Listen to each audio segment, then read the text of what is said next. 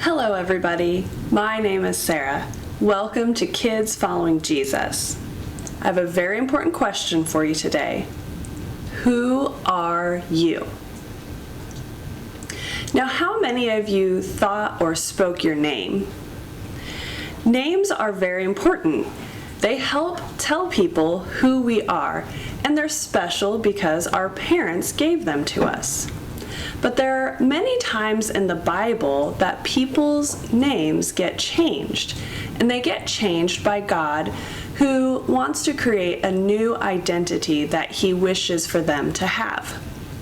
Now, some examples of name changes are Abram to Abraham, Sarai to Sarah, Jacob to Israel, Simon to Peter, Saul to Paul, and there are many, many more. But for just as many people as changed their name when they had a change of heart, there were many more who had a change of heart who did not change their name. Now, one such story we can find in our Bibles, and if we go to the book of Luke, we can look in chapter 19, verses 1 through 10. So we'll go there and I'll read you this story. So Luke chapter 19, 1 through 10. Jesus entered Jericho and was passing through. A man named Zacchaeus lived there. He was a chief tax collector and was very rich. Zacchaeus wanted to see who Jesus was, but he was a short man. He could not see Jesus because of the crowd. So he ran ahead and climbed a sycamore fig tree. He wanted to see Jesus, who was coming that way. Jesus reached the spot where Zacchaeus was. He looked up and said, "Zacchaeus, come down at once. I must stay at your house today." So Zacchaeus came down at once and welcomed him gladly. All the people saw this. They began to whisper among themselves. They said, "Jesus has gone to be the guest of a sinner." But Zacchaeus stood up. He said, "Look, Lord, here and now I give half of what I own to those who are poor. And if I have cheated anybody out of anything, I will pay it back.